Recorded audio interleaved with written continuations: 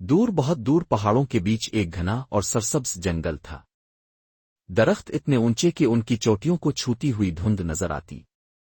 ہر صبح جب سورج کی پہلی کرن جنگل کے پتوں سے جھانکتی تو ہوا خوشبوؤں سے بھر جاتی۔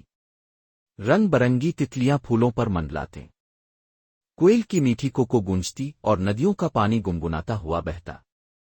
جنگل میں کئی جانور رہتے تھے، ہرن، بندر، خرگوش، لومڑی، طوطے، مور، سانپ اور بہت سے دوسرے۔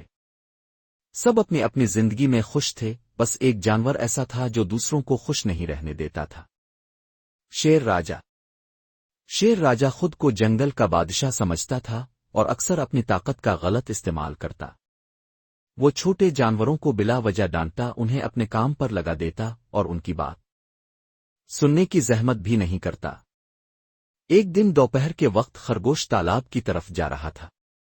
اچانک شیر راجا جھاڑیوں سے نکل کر بولا، اوئے چھوٹے کانوں والے، کہاں جا رہے ہو؟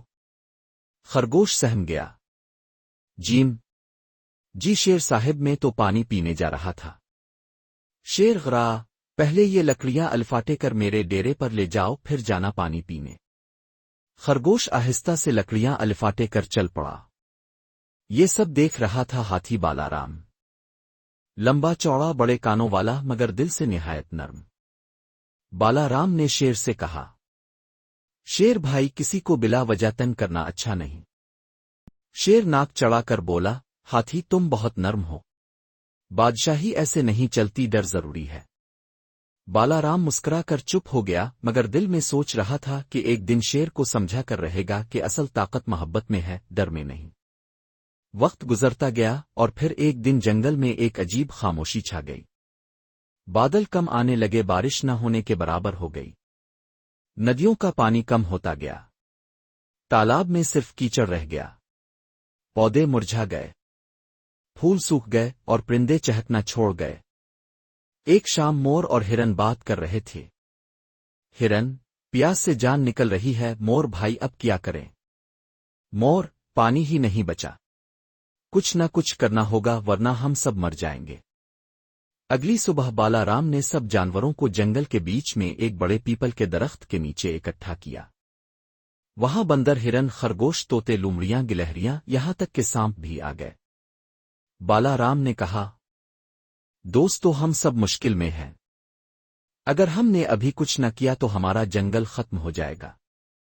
میں سوچتا ہوں کہ ہم سب کو پانی ڈھونڈنے کے لیے ایک مہم پر نکلنا چاہیے۔ بندر نے خوشی سے کہا، واہ بالا بھائی، یہ تو زبردست خیال ہے۔ شیر ہنستے ہوئے بولا، ہاں، تمہارے بڑے کانوں میں شاید ہوا زیادہ بھر گئی ہے، اس گرمی میں پانی کہاں ملے گا؟ فضول محنت مت کرو۔ بالارام نے پرسکون لہجے میں کہا، محنت کبھی ضائع نہیں جاتی شیر بھائی، میں جاؤں گا، چاہے کوئی میرے ساتھ آئے یا نہ آئے۔ یہ سن کر بندر، ہرن، خرگوش اور مور نے کہا، ہم بھی ساتھ چلیں گے۔ اگلی صبح سورج نکلنے سے پہلے ہی یہ 5 دوست روانہ ہو گئے۔ سفر آسان نہ تھا، پہلے تو وہ گھنے درختوں کے بیچ سے گزرے، پھر کانٹے دار جھاڑیوں نے راستہ روکا۔ خرگوش ایک جھاڑی میں پھنس گیا، آہ بچاؤ! بندر فوراً بولا، رکو، میں نکالتا ہوں، اور اس نے کانٹے ہٹا دیے۔ چلتے چلتے وہ ایک خشک ندی پر پہنچے۔ ہرن نے کہا، یہاں تو کچھ نہیں بچا۔ بالارام نے حوصلہ دیا، حوصلہ رکھو، ہم ضرور پانی پائیں گے۔ کئی دن چلنے کے بعد وہ ایک وادی میں پہنچے جہاں زمین کچھ نرم تھی۔ مور نے خوشی سے کہا، یہاں کی مٹی گیلی ہے۔ بالارام نے اپنی سونڈ سے کھودنا شروع کیا، اور کچھ ہی دیر میں مٹی سے پانی ٹپکنے لگا۔ سب خوش ہو گئے۔ پانی پینے کے بعد بالارام نے کہا، ہم یہ پانی اپنے جنگل تک لے جائیں گے تاکہ سب جانور پی سکیں۔ وہ واپس جنگل گئے اور سب کو خوشخبری سنائی۔ جانور خوشی سے اچھل پڑے، یہاں تک کہ شیر بھی حیران رہ گیا۔ اگلے دن سب جانور کام پر لگ گئے۔ بندر مٹی کے ڈھیر ہٹا رہے تھی، ہرن راستہ ہموار کر رہے تھے، خرگوش پانی کا بہاؤ چیک کر رہا تھا، اور ہاتھی سب سے بھاری پتھر ہٹا رہا تھا۔ شروع میں شیر صرف دیکھتا رہا، مگر جب اس نے سب کو مل جل کر محنت کرتے دیکھا تو اس کا دل پسیج گیا اور وہ بھی نہر کھودنے میں شامل ہو گیا۔ کئی دن کی محنت کے بعد نہر مکمل ہو گئی اور پانی جنگل میں بہنے لگا۔ پانی آتے ہی جنگل کی زندگی لوٹ آئی۔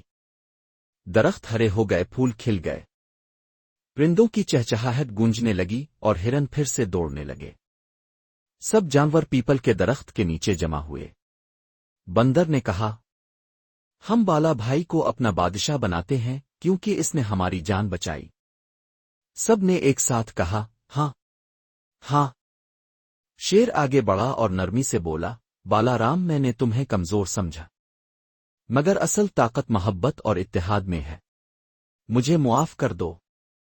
بالا رام نے مسکرا کر کہا، ہم سب ایک ہی خاندان ہیں، جب ہم مل جل کر رہیں گے کبھی کمزور نہیں ہوں گے۔ اس دن کے بعد جنگل میں امن اور خوشی چھا گئی، اور بالا رام کا نام محبت، ہمت اور اتحاد کی علامت بن گیا۔